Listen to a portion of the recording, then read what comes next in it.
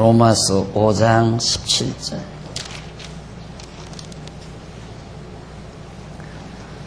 한 사람의 범죄를 인하여 사망이 그 한 사람으로 말미암아 왕노릇하였은즉 더욱 은혜와 의의 선물을 넘게 받은 자들이 한 분 예수 그리스도로 말미암아 생명 안에서 왕노릇하리로다. 18절.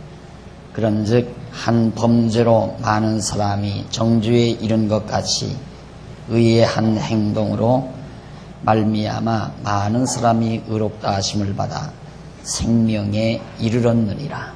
18절까지 보겠습니다.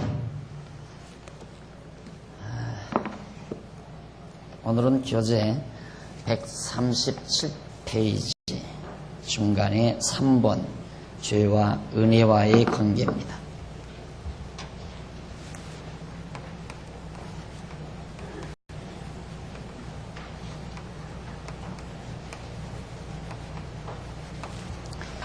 죄와 은혜와의 관계. 죄와 은혜는 어떤 관계가 있는가 하는 문제를 정리해 보려는 겁니다. 죄와 은혜는 어떠한 관계를 가지고 있기에 하나님께서는 죄와 관계에서 은혜를 베푸는 것일까? 죄와 관계에서 은혜를 베푸신다. 그 말은 우리 죄인들의 죄를 용서해서 은혜를 베푸신다. 우리가 죄인이 아니면 은혜 받을 것도 없죠. 내가 빚쟁이가 아니라면 남 도움 받을 필요가 없지 않습니까? 그러니까 우리에게 은혜를 베푸시는데 왜 죄와 관계를 해서 은혜를 베푸시는 것일까? 그리고 죄와 관계에서 은혜를 베푸시는 이유와 그 목적은 도대체 무엇이란 말인가? 이제는 근본적인 미룰 수 없고 미루어서도 안 되며 본격적으로 하나하나 풀어가지 아니하면 더 이상은 논리의 진행이 불가능하게 된다.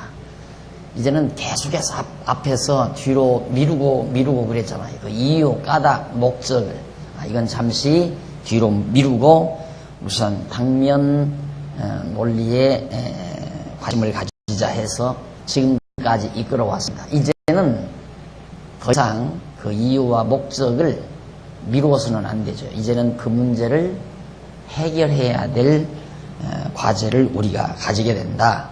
그런 얘기예요. 그러니까 이제는 왜 하나님은 죄와 관계에서 우리에게 은혜를 베푸시는 것이며 목적은 무엇일까라는 해답을 다시 도출해내야 한다 하는 얘기입니다. 따라서 본절에서는 우선 죄와 은혜와의 관계가 무엇인가를 하나하나 성경에 근거하여 해답을 찾아봄으로써 하나님께서 죄와 관계에서 인간에게 은혜를 베푸시는 이유와 목적을 알아보는 기초로 삼으려 한다. 이 3절 지금 이 항에서는 우선 죄와 관계에서 하나님께서 우리에게 은혜 베푸시는 그 과정, 그 은혜를 베푸시는 관계, 은혜와의 관계가 어떠한 관계인가 그걸 하나하나 성경이 근거해서 해답을 찾아보겠다. 그런 얘기입니다. 그리고 그 다음 그 문제의 핵심은 하나님께서 택한 백성들에게 은혜를 주시는데 죄라는 것이 어떠한 의미를 가지고 있는가라는 데 있다.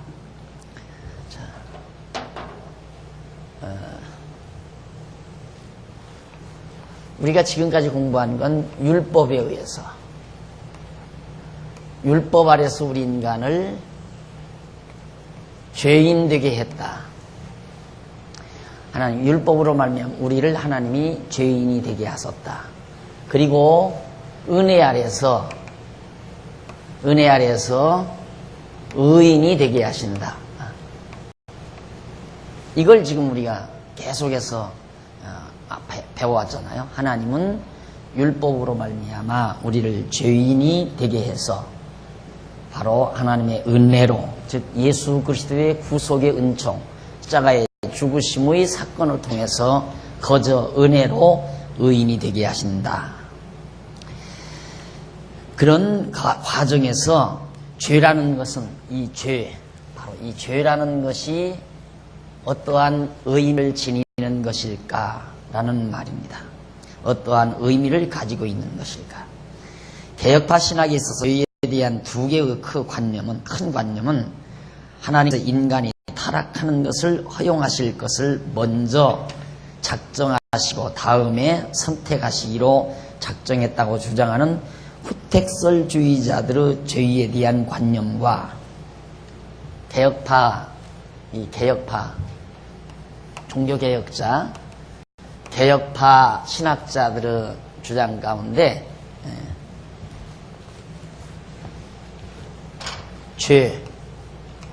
죄관이 후택설자, 그 다음 전택설자.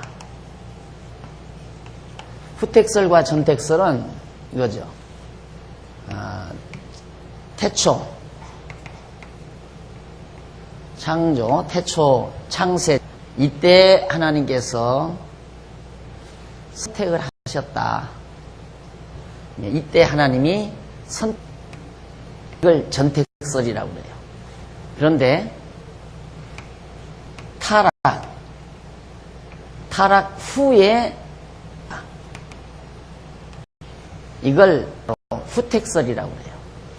그러니까 창세 전에 천지만물을 창조하기도 전에 하나님은 구원을 다 예정해서 작정해서 선택하셨다라는 주장을 하는 걸 전택설이라고 그러고, 인간이 타락한 다음에 그 타락한 자를 선택했다고 말하는 자를 후택설이라고 말해요. 그래서 이 죄에 대한 견해도 개혁파 같은 죄에 대한 견해도 후택설을 주장하는 자들의 견해와 전택설을 주장하는 자들의 견해가 각각 다르다 그 말이에요. 여기 보면 먼저 338페이지 제일 위에 뒷부분에 보면 후택설주의자들의 죄에 대한 관념, 인간을 먼저 선택하신 다음 인간 타락을 허용하시기로 작정하신 전택설주의자들의 죄에 대한 관념인 것이다. 그러니까 이것을 정리하면 후택설은 타락 그 다음 선택 이걸 말하고, 전택설은 선택 그리고 타락, 선택을 했는데 타락을 했다, 이렇게 다르죠. 순서가 바뀌잖아요. 타락 다음에 선택했다. 여기는 선택한 다음에 인간이 타락했다, 그런 얘기예요. 근데 이 같은 타락 후 선택설과 타락 전 선택설주의자들의 죄관은 모두가 허용하셨다는 면에서는 비슷한 관념을 가지고 있으나 후택설주의자들보다는 전택설주의자들의 죄에 대한 더 적극적이라는 면에서 약간의 차이를 다 가지고 있다. 죄관에 대해서 여기는 적극적이고 소극적이에요. 그러니까 뭐냐면 이 후택설은 하나님의 책임이 소극으로 주어진다 이 말이죠. 왜? 하나님은 인간이 막 타락하려고 하니까 하나님은 그냥 모른 척하고 허용했다.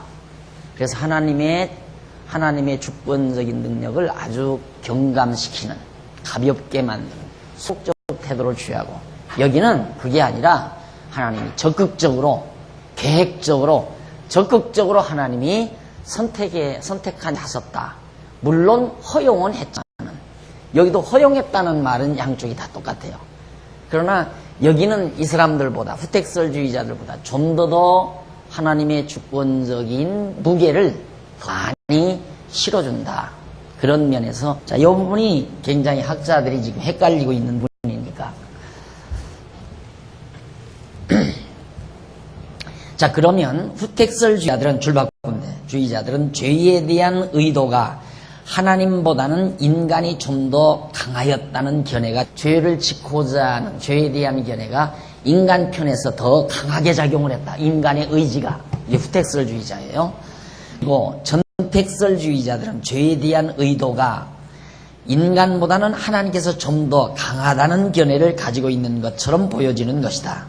그런 면에서 전택설주의자들의 죄에 대하여 조금은 적극적이라는 말을 우리가 사용하는 거죠. 그러나 후택설이나 전택설주의자들 모두가 하나님께서 인간의 범죄를 허용하셨다고 하는 견해를 보아서는 죄가 하나님께서 어느 정도 의도하신 것이라는데 아무런 이유 없이 의견을 같이 하고 있는 것은 분명하지만 전적으로 하나님의 의도로 이루어진 것이라는 의견에는 이들 모두가 동감하는 입장이 아니다. 그러니까 후택설주의자들이나 전택설주의자들이 하나님께서는 전혀 죄에 대해서는 전혀 의도하지를 않았다. 전혀 적극적으로 하나님이 의도한 것은 아니다.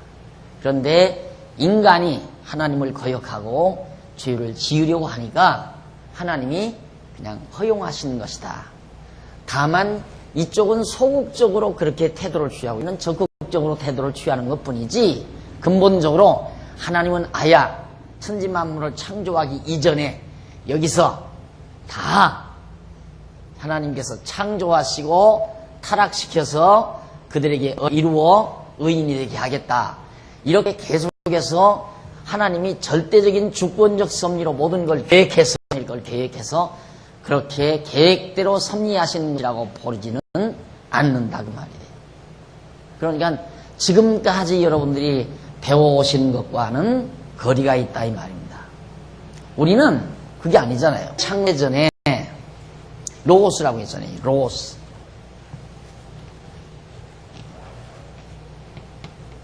이 로고스란 말은 하나님의 생각, 사상, 뜻, 계획, 작정 이런 의미를 로고스라는 말이 담고 있다고 했어요. 그러니까 창세전에 하나님은 로고스로 계셨어요. 하나님의 생각과 사상, 뜻, 계획, 작정 이런 뜻을 가지고 하나님은 존재했다. 이게 로고스다. 하나님은 이런 분이에요. 그러니까 이게 다 뭐야? 생각도 사상도 뜻도 계획도 작정도 어떤 형체는 없어요. 그러나 이건 존재한다. 이걸 로고스라고 그래요. 이렇게 하나님이 계획하시고 작정하신 것 어떻게? 이대로 하나님께서 창조하시고 타락시켜 예수 보내가지고 구속하실 것. 그래서 이 다음 예수님 재림하여 세상 심판하실 것. 창조하시고 심판하실 것을 하나님이 다 영원전에 다 작정하시고 계획하셔서 그대로 계획대로 이끌어 가신다. 이것이 우리들이 계속해서 배워오는 내용이란 말입니다. 그런데 이 개혁파 신학자들의 죄관에 있어서 후택설과 전택설은 뭐 우리처럼 이렇게 적극적으로 보지는 않는다 그 말이에요. 그러니까 어디서부터 시작하느냐 하면 사실은 이한까지 못 가요. 타락 여기서부터. 그래 기껏해야 보는 것이 구속이라고 하는 이거. 하나님께서 왜 이 세상을 섭리하시는가?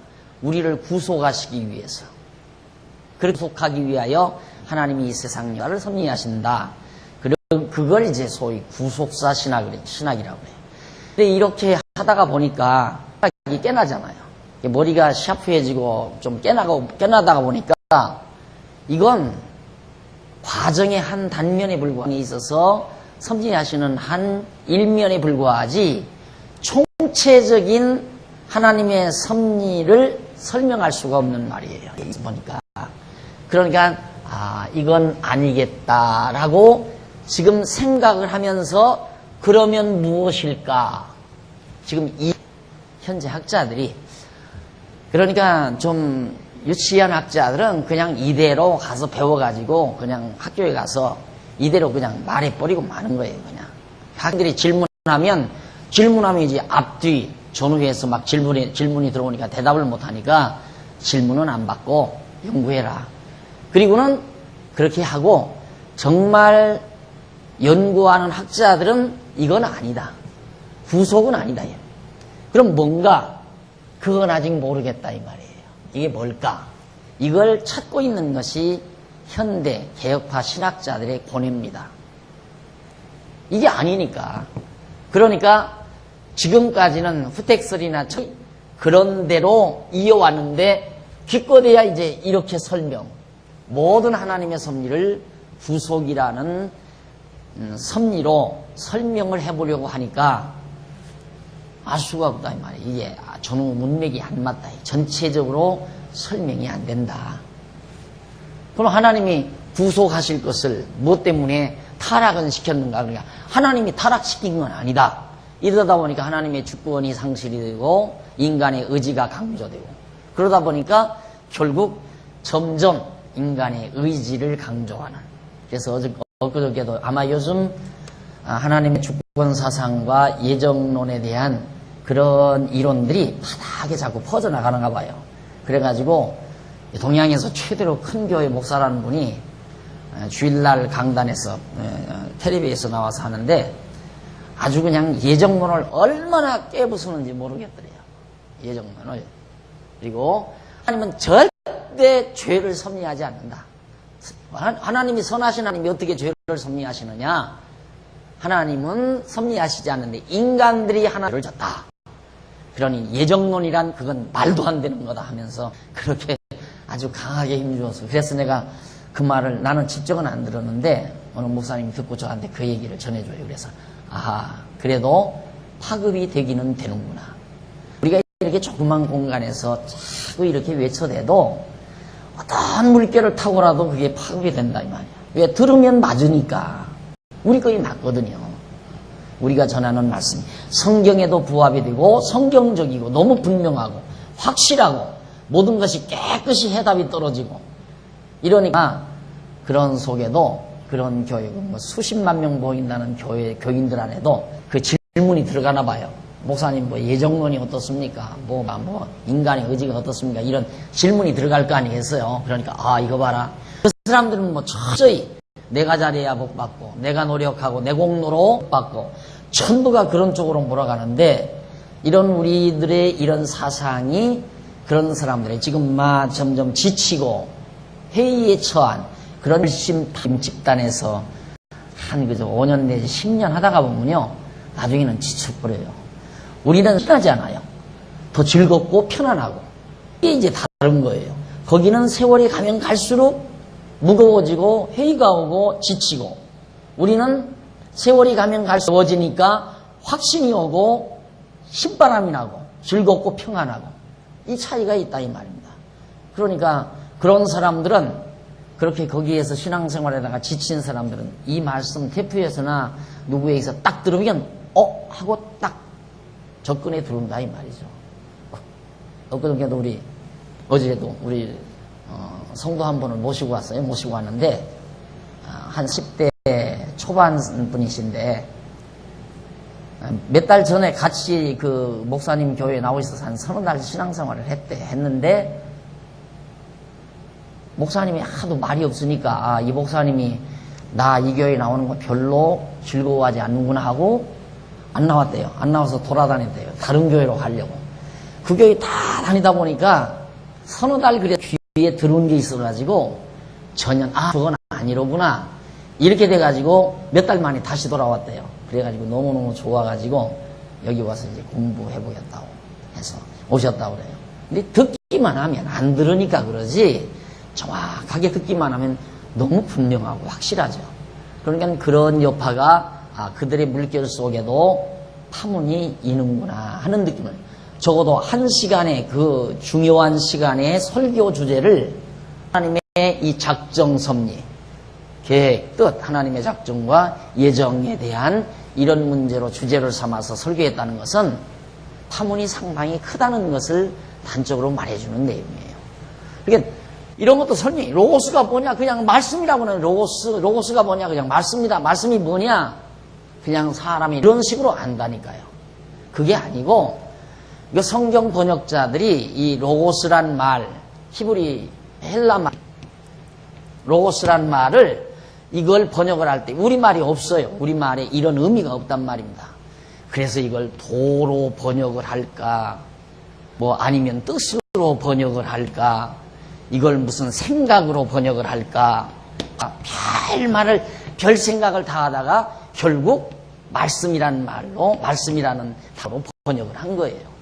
그러니까 우리가 이 말씀이라는 말을 국어사전에서 찾아보면 말씀은 어른이 아랫사람에게 말하는 내용을 말씀이라고 한다. 애들이 말하는 것을 말씀이라고는 안 하잖아요. 윗사람이 하는 말을 말씀이라고 한다. 이렇게 국어사전에서 말하지, 이게 로고스인데 로고스가 곧 생각이다, 사상이다, 뜻이다. 개념을 전혀 국어사전에서는 말해주지 않는다.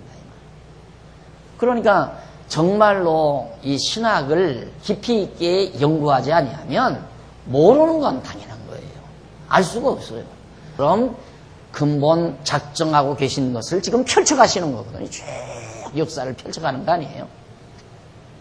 이 하나님의 뜻을 드러내는 것이 타락하는 것도 되고, 회복하는 것도 되고, 승리하는 것도 되고, 패배하는 것도 되고, 사람 죽이는 것도 되고, 살리는 것도 되고, 전부가 다 하나님의 뜻을 표현하는 건데, 하나님의 뜻을 떠나서 이 땅에 되는 일이 뭐가 있어요? 우리는 그래야 이게 여기 설명이 돼요. 그런데 이 개혁파 신학자들은 이 구속이라는 면에서 죄를 생각하다가 보니까 죄는 하나님이 의도하신 건 아니다. 하나님이 의도하지 않았으면 누가 의도했나? 마귀가 의도했다. 그럼 마귀하고 하나님하고 대립, 그건 아니다 이거예요. 그러면 어떻게 해서 죄가 들어갔느냐? 그건 잘 모르겠다 이 말이에요. 거기 가서는 모르겠다 그 말이에요. 그건 하나님의 깊은 뜻이라서 우리가 할 수가 없다. 그럼 결국에는 모른다는 말로 이게 끝나는 내용이에요. 자, 이래서 이게 풀리지 아니하니까 결국은 이런 문제에서 얻어 걸리니까 기독교 진리는 백지화되어 버리고 무너나 버리는 거고, 무너나는 교회를 안 무너나기 위해서는 인본주의로 끌어들여서 지집단을 만들어야 되는 거고, 이것이 지금 교회가 처한 현실이라는 것을 우리가 기억을 하셔야 됩니다. 자, 그러면 보십시다. 그런데 여기서 제 밑에서부터 7째 문제는 인간의 죄에 대한 하나님의 의도의 분량을 나타내는 어느 정도라는 말의 구체적인, 대체 이 죄에 대해서 어느 정도인가, 쉽게 말하면 후택설자들은 이 죄에 대해서 한 30 하나님이 관여했을 것이다. 그런데 전택설자들은 30%는 더 된다. 한 40%쯤 될 것이다. 그러니까 인간이 60% 의도를 했고, 후택설자들은 아니다. 하나님은 더 적게 30%, 한 20% 조금 하나님이 그냥 하도 인간들이 그렇게 따먹으려고 하니까 그러면 네 알아서 따먹을 테면 따먹으라 하고 그냥 허용했다 이거죠. 한 20%. 그러니까 하나님이 그때 허락을 안 했으면 못 따먹는 거예요. 하나님이 따먹으라 허용을 했으니까 따먹었다. 근데 어느 정도 한 20% 정도 하나님. 이런 식이에요. 그래서 여기 말, 그 어느 정도라고 하는 말이 구체적인 이해가 필요하다 이 말이죠. 즉 어느 정도라는 것이 백분율로 표현한다면 구체적으로 얼마를 말하는 것이며, 실제적으로 창조주 하나님과 피조물인 인간과의 관계에서 그것이 가능한 것이라고 할 수 있겠는가? 자, 그럼 이 말하는 대로 백분율에 의해서 인간과 하나님의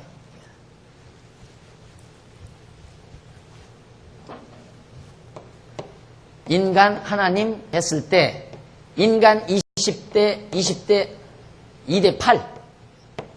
여기는 쉽게 말해서 예를 들어서 4대 6 백분율로 20% 100분율로 20%. 하나님의 의도가 40%, 인간의 의도가, 여기도 하나님의 의도가 20%. 이 정도 얘기를 했다면 그게 가능한 얘기냐 이 말이죠. 하나님과 절대 피동자인 인간과의 관계에서 이게 20대 80이라든가 안 그러면 40대 가능한, 논리적으로 가능하냐 이 말이죠. 불가능한 얘기 아니에요. 말도 안 되는 얘기죠.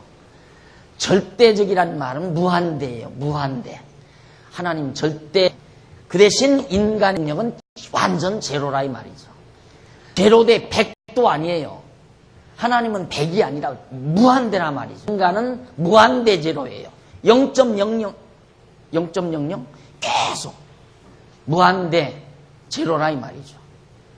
이것이 하나님의 절대 주권인데 어떻게 절대 주권자와 절대 피동자인 인간과의 힘겨루기를 20대 80이라든가 40대 60으로 그렇게 평가할 수가 있는가.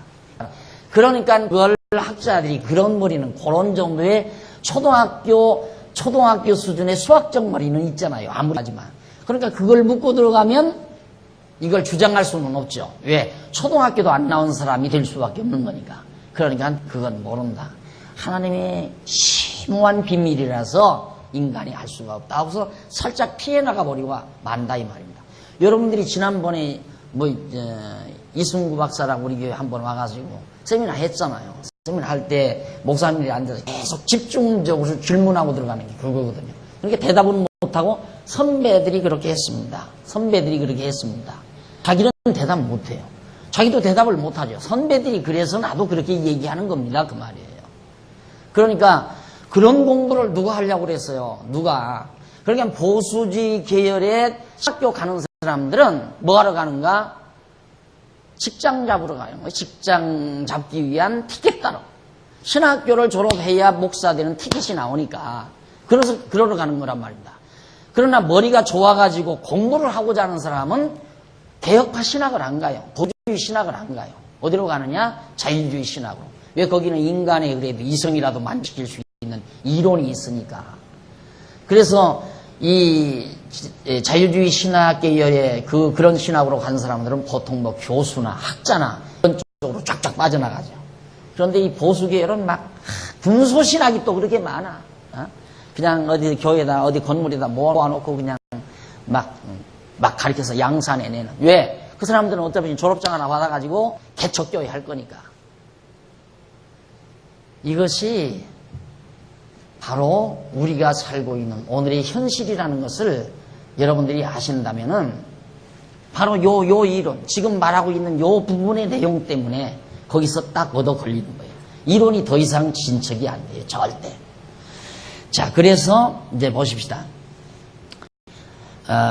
불가능한 거죠. 있겠는가 하는 것이다. 하나님께서 밑에서 두 번째 줄 중간에 하나님께서 아직 인간은 물론 천지도 창조하시기도 전에 인간의 죄를 의도하실 때, 그때 계획하실 때 그 말이에요. 로고스로 계획하실 때 어떻게 어느 정도만 의도하실 것으로 작정하시는 것이 가능하겠는가.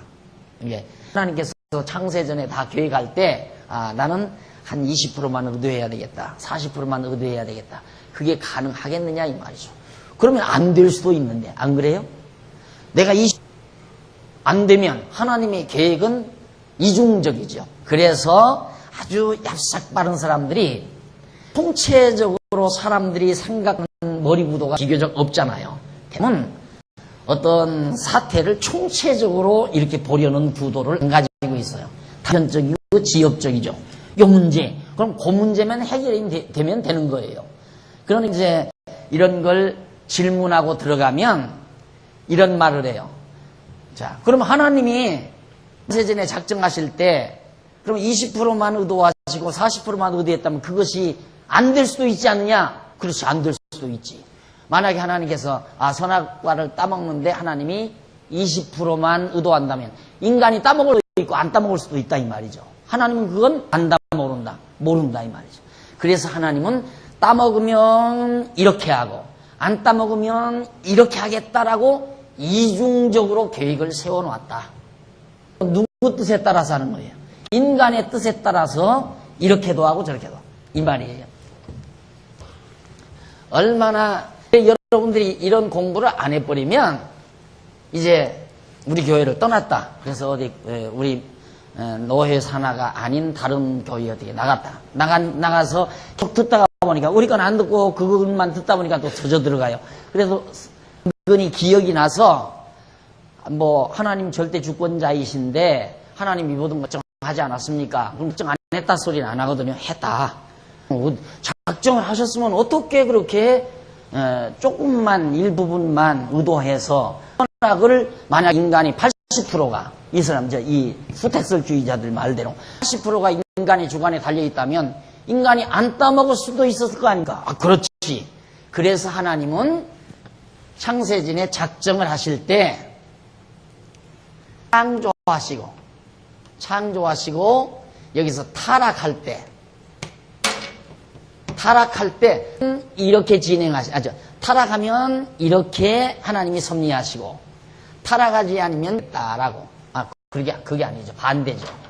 타락하면 이래로 섭리해서 예수를 보내고 이렇게 섭리해서 예수 안 와도 될 수 있게 그렇게 하나님이 두 가지로 작정해 놨다. 그걸 이중작정이라고 그래요.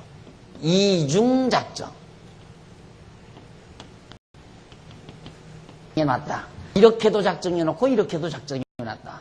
그러면 이걸 결단하는 건 누가 결단하는가? 인간이 결단하는 거예요. 아담이 되게 하든가 이렇게 되게 하든가. 그럼 하나님은 칼자루를 놓치는 거죠. 쉽게 말하면. 하나님은 역사의 주관권을 놓쳐버린다 이 말이에요. 그럼 누가 주관하는가? 인간이 주관하는 거죠. 그래서 학자들이 이중작정이다 그러면 이 부분은 해결되잖아요. 이 작정 부분은. 목사님한테 박 목사한테 작정 배웠는데 작정은 작정인데 이중작정이 하구나. 맞아. 그랬을 거야. 이래가지고 그냥 넘어가 버리는 거예요. 그래서 이제 그들이 말하는 대로 그대로 먹혀 들어가서 이걸 한두 사람 본 게 아니에요. 한두 사람. 그냥 그래 좋다고 하다가 공부 안 하면 그냥 넘어가 버려요. 그냥. 이런 말 듣고 이렇게 좀 똑똑한 사람 만나면 이런 얘기 해주거든요. 이중작정이 작정은 작정이지만 하나님께서 타락하면 작정해놓고 타락 안 하면 이렇게 하시고 작정해놓고. 그래서 신학자들 간에 예수님이 이 땅에 타락을 안 해도 오셔야 하는가? 그렇게 질문을 하면 그래도 오셔야 된다. 왜? 영원전에 작정하셨으니까 타락했어도 오셔야 된다. 무슨 소리인지 안타겠는데 왜 예수가 오느냐? 안 온다. 이러고 싸움하는 것이 학자들이 하는 말이에요. 이 초등학생들 얘기거리밖에 안 되는 얘기 아니에요? 저희 얘기가. 저런 얘기를 하면서 학자들이 정말 학자라고 그렇게 머리 틈에 글 쓰고 연구하고 그런다 이 말이죠. 지금 말도 안 되는 얘기예요. 이런 건 지금 책을 읽고 연구하는 목사님들이나 신학자들이 가지고 있는 생각이에요. 이게. 여러분들이 지금 배우고 있는 것은 상상도 못하는 거고요. 지금 여러분들이 배우고 있는 신적 체계는 신학적 체계는 상상을 못하는 거예요. 성경에 논리적 통일성이 있다고도 상상도 못하고 있기는 있을는지 모르겠다 그러지. 그렇기 때문에 신앙이 빗나갈 수밖에 없죠. 자꾸만 빗나가는 거죠. 나귀에 딸렸다. 하나님이 저주와 복과 봐라. 신명기에 보면 복과 저주를 둘 다 정해놓지 않았더냐. 네가 허기에 따라서 저주도 받고 내 허기에 따라서 복도. 근데 신명기의 내용은 저주도 받고 복도 다 받는 거예요. 이스라엘 백성들이 두 가지 언약을 다 받을 걸 하나님이 말씀하는 건데 그 사람들은 그걸 풀기를 어떻게 하냐면 너희들이 장차 가나안 땅에서 잘하면 잘못하면 저주받는다고 했다. 그러니까 복 받고 저주받는 것이 너희 하기에 달렸다. 이렇게 말하는 거예요. 근데 나는 그게 아니라 저주도 받고 하나님께서 언약하시는 대로 저주도 받고 언약하시는 대로 복도 받고 그래야 하나님이 왜 언약하신 대로 저주를 왜 주는가? 언약대로 저주를 주므로 하나님의 언약대로 이루시는 여호와가 살아계시다. 또 언약으로 복을 주므로 언약대로 이루시는 여호와 하나님이 살아계시다. 그래서 저주를 받든 복을 받든 이미 여호와이심을 알게 하시는 섭리를 해나가는 것이다. 이 말이에요. 실제 또 성경 내용이 그렇게 돼 있는 거고. 그런데 자꾸만 사람들의 머리가 두 부분으로 딱 갈라져 있어가지고 이거 아니면 저것 이분법적 두뇌 구조를 가지고 있기 때문에 이런 논리 쉽게 빠져든다 이 말입니다. 이렇게 잘못 가리키는 논리예요. 그러나 우리는 일관된 논리 아니에요? 저주도 복도 곤고한 날도 형통한 날도 똑같은 거예요. 하나님께는 빛과 어둠이 하나님에게는 일만이라 말입니다. 왜? 빛을 통해서도 어둠을 통해서 하나님 당신의 영광 선포하는 일이니까.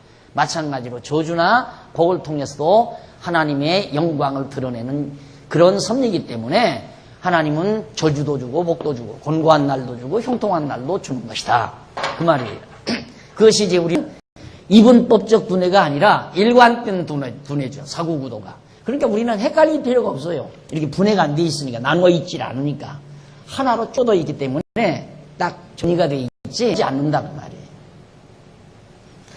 자, 그 다음 이제 보십시다. 어디 가만히 있어요. 네. 하나님께서 아직 인간은 물론 천지 창조하시기도 전에 인간의 죄를 의도하실 때 어떻게 139페이지에 어느 정도만 의도하실 것으로 작정하시는 것이 가능하겠는가? 설령 그것이 가능하다. 그렇게 할지라도 하나님께서 의도하신 분량 이외에 하나님께서 지어놓으실 인간이 의도하도록 작정하신 것일 터인데, 하나님이 그러면 그렇게 의도하도록 작정까지 했다고 하자. 그러면 그 자체가 하나님의 의도가 아니고 무엇인가? 설령 그렇게 했다 하더라도 이 말하는 대로 작정할 때 인간이 하나님이 20만 하자, 이렇게 하나님이 이걸 의도하셨다, 이렇게 하도록 작정했다. 이때 영원전에 그럼 그렇게 설령 했다고 하자. 양보해서 했다 하더라도 그것이 누구의 의도냐? 총체적으로 하나님의 의도지 인간의 의도냐 이 말이죠. 하나님의 때적인 의도 안에서 하나님은 20을 한 것이지, 하나님의 절대적인 의도가 아닌 상태에서 상대적으로 인간이 80하고 가능한 얘기냐? 논리적으로 그 말이에요. 아무리 내가 저 사람들의 이론이 말이 안 되지만 양보해서 수납을 해도 궁극적으로는 안 된다 이 말이에요. 그 말이, 이론이. 예, 결국 이렇게 하나님이 하시지도 않았잖아. 당신들 말대로 이렇게 했다 하자. 그러면 이렇게 하나님이 작정해서 의도했다면 그게 누구의 의도냐? 궁극적으로 하나님이 다 의도한 건 아니냐 이 말이죠. 하나님이 절대적으로 의도한 안에서 인간의 의도가 80, 하나님의 의도가 20 된 거 아니냐. 이게 따지고 보면 적극적으로는, 절대적으로는 하나님의 의도고 상대적으로는 하나님의 의도가 20이고 인간의 의도가 10이다. 분명하잖아요. 네? 이것도 자기네들이 부정할 수는 없다 이 말이죠. 그러니까 결국 하나님이 죄를 의도하셨다는 말을 피할 수가 없는 거예요. 그러면 이걸 왜 그 말을 못하는가? 하나님이 책임져라 그러면 하나님이 의도했으니까 하나님이 책임져라. 그걸 제가 예정론에서 책임 문제에 대해 글을 썼잖아요. 감히 인간이 어디 피조물인 인간이 하나님께 책임 돌릴 수 있게, 그건 바울이 얘기했잖아요. 토기장이가 토기 그릇이, 질 그릇이 자기를 만든 토기장이에게 반항할 수 있느냐 이 말이에요. 하나님이 만들어서 다 깨뜨려도 아무 할 말 없다 이거죠. 그런데 어디 하나님께 책임을 물어요. 설령 그런다 하더라도 그건 말이 안 되는 거죠.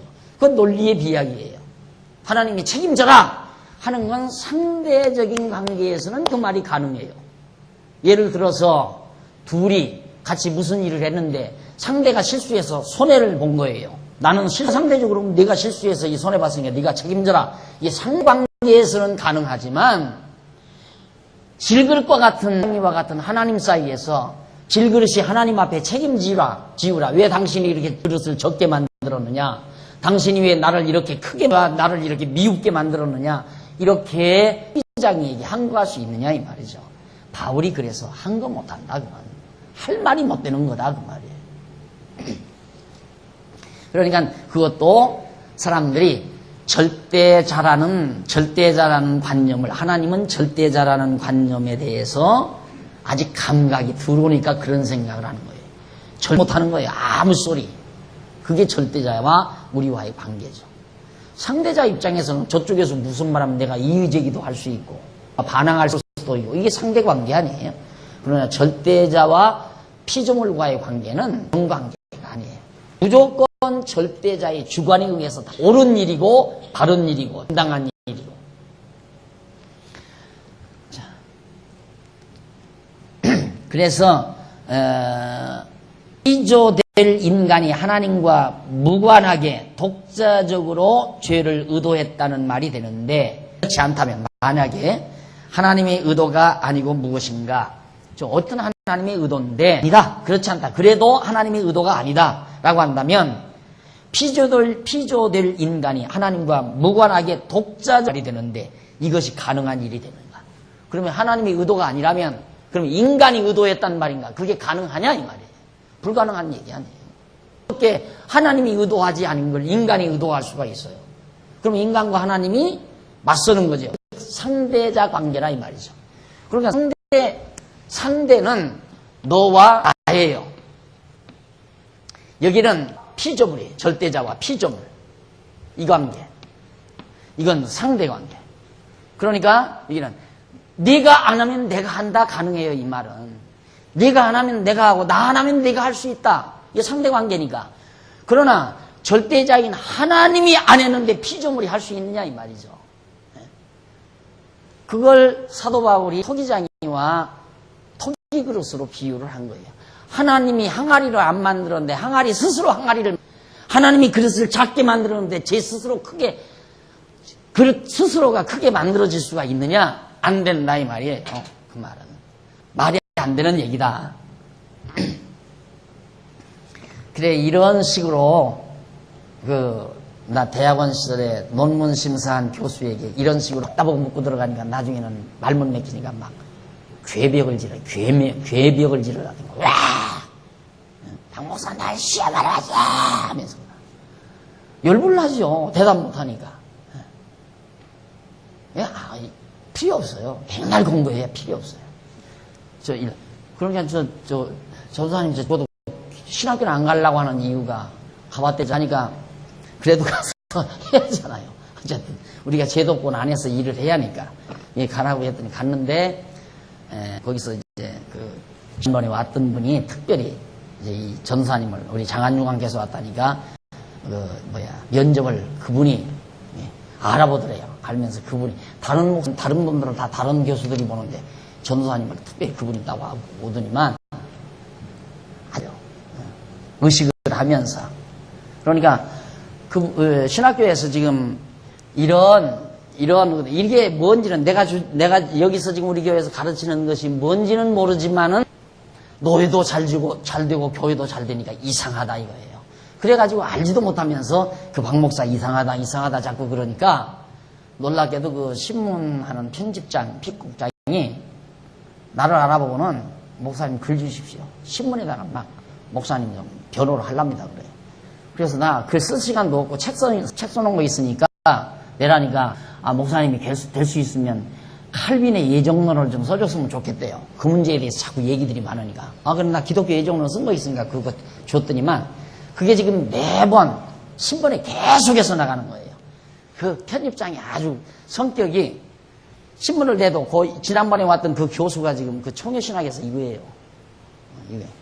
그 가장 중요한 과목을 맡은 그분인데 그분 글은 여기다 실어놓고 밑에다 실어놓고 그 바로 위에다가 나를 더 크게 큰 면적에서 큰 제목으로 위해서 글 싣고 자기 글은 요 밑에다 이렇게 실어요. 그렇게 열받죠. 나보다 나이도 어리지만은 내 까만 후배인데 자기는 뭐 신학교 교수라 하고 나는 한 일개 교회 목사인데 신문에 계속해서 저렇게 나니까 열받잖아요. 그래가지고 이제 여기에 나가는 것이 기독교 예정론. 그 예정론이 계속 시리즈로 나가는 거예요. 험잡을 데 없죠, 뭐. 지금 계속 나가는 과정에서. 마지막 결론을 줘버리니까 글쎄 무슨 반응이 나올지는 모르겠어요. 계속 나가고 있으니까. 이건 천하 없어도 되게끔 돼 있어요. 어쩔 수 없어요. 그리고 우리가 무슨 어디에 성경에서 빗나가는 데 있다거나 이단적인 요소가 어디 있다거나 무슨 동정여차 오병이어를 부정한다거나 십자가 보혈을 부정한다거나 그거 하나도 없잖아요. 일반적으로 다 똑같은데 문제는 이제 요 부분이에요. 요 부분에서 이제 그래서 이제 죄와 율법과 은혜라는 이 책을 아주 각오를 하고 써낸 거예요. 이걸 이단이 되면 안 되면 안 된다 하고 각오를 하고 썼는데 이 책을 읽는 사람마다 이단이라 소리를 못 하는 거예요. 일리가 있다. 일리가 있다. 그럴 수도 있겠다. 그렇게도 볼 수 있겠다. 이러고 얘기들을 하더라고요.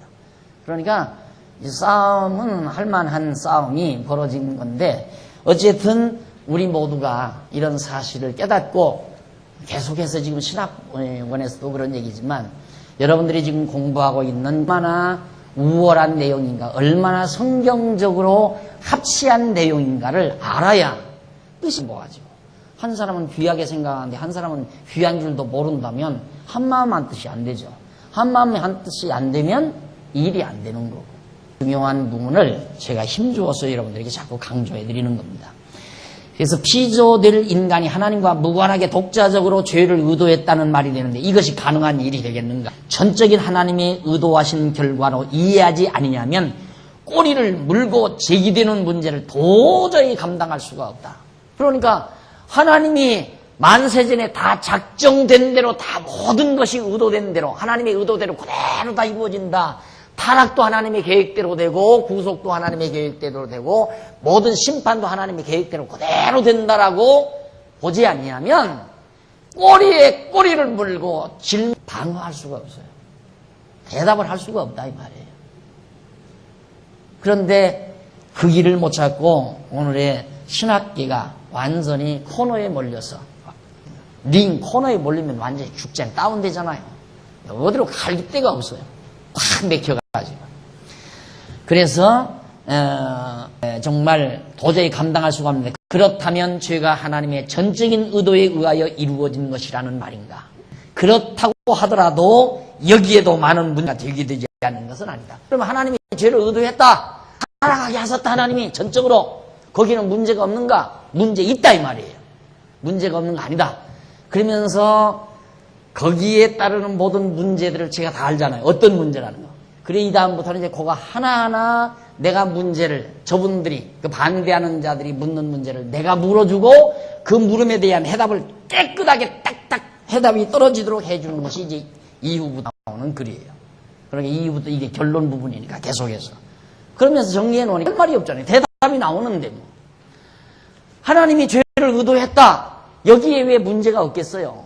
어떻게 선하신 하나님이 죄를 의도하느냐 이런 문제도 있으나 어떻게 정말 인간을 그렇게 비참하게 타락시킬 수가 있느냐 별의별 문제 많죠. 그런 문제들을 하나하나 다 제가 해다 지금.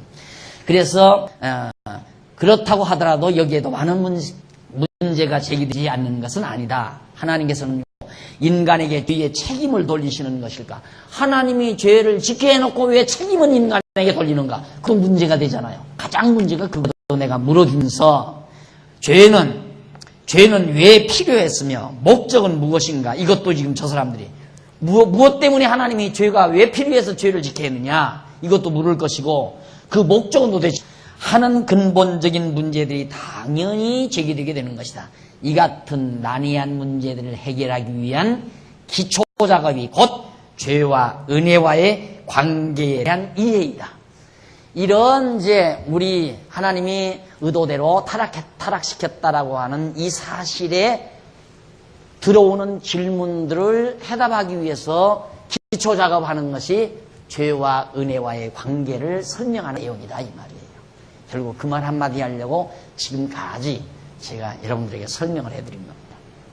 이걸 정확하게 죄와 은혜와의 관계를 정확하게 알아야 하나님이 왜 타락을 시키고 책임은 인간에게 돌리는가 라고 하는 대답도 나올 수가 있고 그리고 또 무슨 이유에서 죄짓게 했나 죄짓게 하는 목적은 무엇인가 이런 데 대한 해답을 들을 수 있는 초자료가 된다.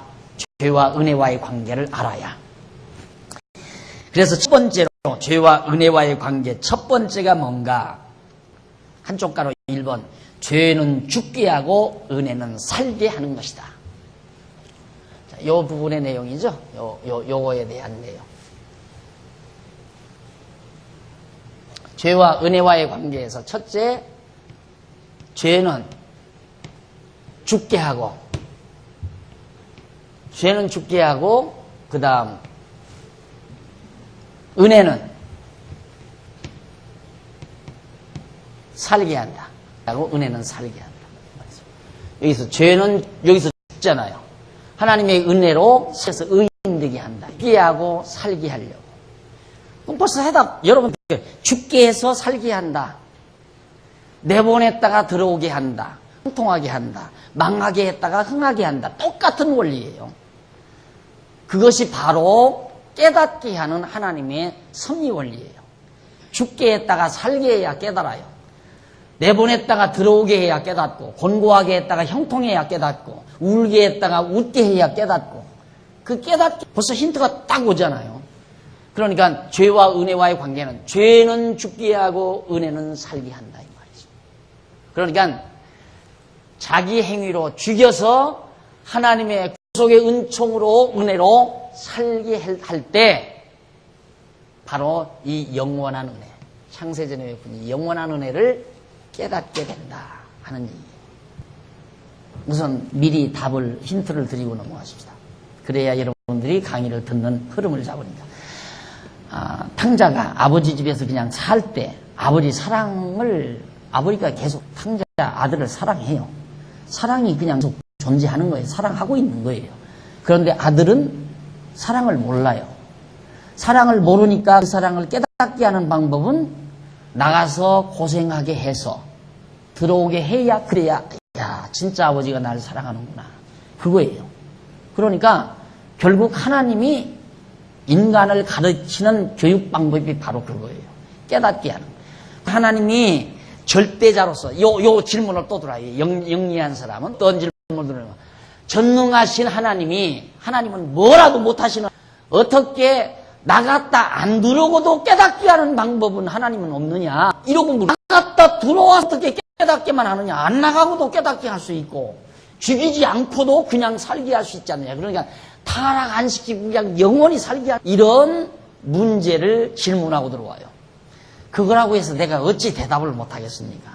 맞죠. 그것이 바로 피조물의 인식 한계. 피조물의 인식의 한계. 인식 한계라는 건 뭐냐면 인간은 상대 개념만이 인식을 해요. 하나님은 절대자이기 때문에 절대 개념을 인식해요. 그렇게 영혼이라든가 또 무슨 거룩함이라든가 절대 개념을 하나님은 알 수 있어요. 기쁨, 평강, 저도 평안함을 누리시고 기쁨을 누리시고 만족을 누리시고 그게 절대자이지요. 그러니까. 그러나 하나님이 지어놓은 인간은 눈물의 빵을 먹어보지 아니하면 배부름의 행복을 모른다. 그게 인간의 인식의 한계예요. 그러니까 하나님께서는 어두운 세상 보냈다가 밝은 세상으로 들어오게 해야 그래야 밝은 세상이 기쁨을 안다 이 말이에요. 그냥 하나님께서 창조 안 하고 이때 다 그리스도 안에 우리 있었잖아요. 그렇죠? 영원적 그리스도 안에 우리가 다 있었어요. 있는 세상에 다 창조를 통해 내보내는가? 이건 피조된 세상, 이건 영원하지 못한 세상, 보이는 세상이죠. 보이는 세상. 여기는 보이지 아니하는 세상. 인간은 보이지 아니하는 세상을 모른다 그 말이에요. 왜? 절대자가 아니니까. 그러니까 보이는 세상에 보내가지고 보이는 세상을 알게 한 다음 보이지 아니하는 세상으로 데려와야 그래야 보이지 아니하는 영원한 세상을 인식하며 산다 그 말이에요. 그 구조물의 상대적인 존재들의 인식의 한계, 인식 능력의 한계라 그 말입니다. 하나님의 인식 능력은 무한대 다 인식을 해요. 그러나 피조물은 절대적인 거 인식 못해요. 상대적. 그러니까 우리가 초등학교 들어갔을 때 반대말을 줘보라 그러잖아요. 반대말을 줘보라. 빨리, 천천히. 이런 말. 빨리라는 말의 반대, 느리게. 이런 식으로 다 숙제를 해가야 되잖아요. 그래야 이게 언어 개념이 제대로 베키니까. 우리 언어 단어의 뜻을 올바르게 알기 위해서 그러는 거거든요. 양쪽 말을, 반대말을 알아야 정확하게 아니까. 그러니까 여러분들이 콘사이스 영어 사전 같은 거 봐도 이렇게 우리말로 해놓고는 반대말을 말해놓잖아요. 왜? 정확하게 그 뜻이 이해되게 하기 위해서. 그게 우리 인간의 인식의 한계라고요. 절대 개념은 인식을 저는 지금 이런 강의를 우리 교회에 나오시는 성도님들과 함께 나눌 수 있다는 게 이거 신학교 가서 하면요. 신학교나 대학교 같은 이런 대학에 가서 강의하면 이 대학 수준에서도 어려운 얘기 못 알아듣죠. 이게 무슨 절대 개념이니 인식하는 게 이런 말을 좀 칩니다. 그런데 이런 말을 우리 성도님들과 제가 할 수 있다는 게 저로서는 굉장히 기쁘고 그렇기 때문에 교회에 딱 오시면 학자들만 앉아있는 것처럼 느낀다고 하잖아요. 학자들만 앉아있는 것처럼. 쉽잖아요. 공부해봐도. 너무너무 쉽잖아요. 이렇게. 할머니들도 들을 수 있고 중고등부 학생들도 이거 들으면 다 깨닫게 돼요. 쉽게 강의를 해주니까. 그래서 거주 그냥 딱 하나님이 절대자인데 그러면 꼭 그렇게 타락시켰다가 회복해야 죽였다만 살려야 되느냐? 그래야 깨닫느냐? 안 죽이고도 그냥 깨닫게 못하시느냐? 그렇게 묻는 자들에 대한 답변이에요. 그것이 창조주와 피조물과의 관계, 절대자와 상대자와의 관계를 해서 아니다. 하나님께서 그럼 뭐 때문에 이 세상을 만들어요? 안 그래요? 어차피 천국으로 우리 데려갈 거. 왜 전들 그런 의문을 안 가졌겠어요? 이런 의문을 다 가지니까 이게 다 열리는 거예요. 예. 우리가 그거 나오잖아요. 모든 것이 다 주로 말미암고 여기서 나왔다 그 말이에요. 우리가 여기서.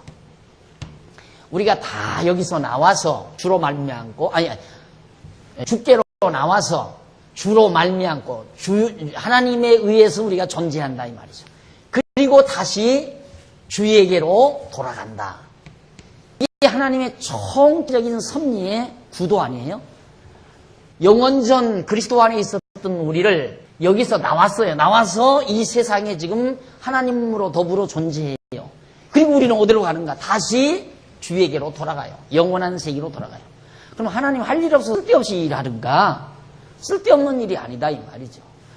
보이는 세상을 알아야 보이지 않는 세상을 알게 되기 때문에 보이지 아니하는 영원한 상을 우리로 하여금 인식시키기 위해서 하나님께서 우리를 보이는 세상에 내보낸 거라 그 말이에요. 시간 많이 지났습니다. 여기까지 해드리고 다음 시간 죄는 죽게 하고 은혜는 살게 한다 이 부분도 계속 강의를 해드리기로 약속을 하고 오늘 강의 여기서 마칩니다. 기도하십시다. 자비로우신 하나님 아버지 은혜와 사랑을 감사드립니다.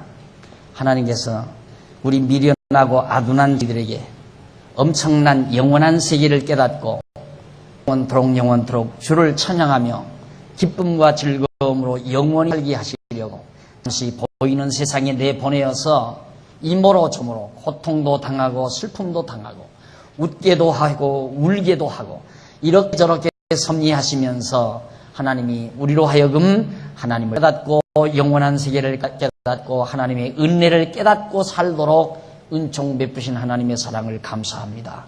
아버지 하나님, 우리가 이 땅 위에 사는 동안 어두운 날이 와도 하나님 배우게 하시고 은혜를 깨닫게 하시고 밝은 날이 와도 하나님의 은혜를 찬양할 수 있는 슬기롭고 지혜로운 종들이 되도록 역사하시옵소서. 예수님의 이름으로 기도드립니다. 아멘.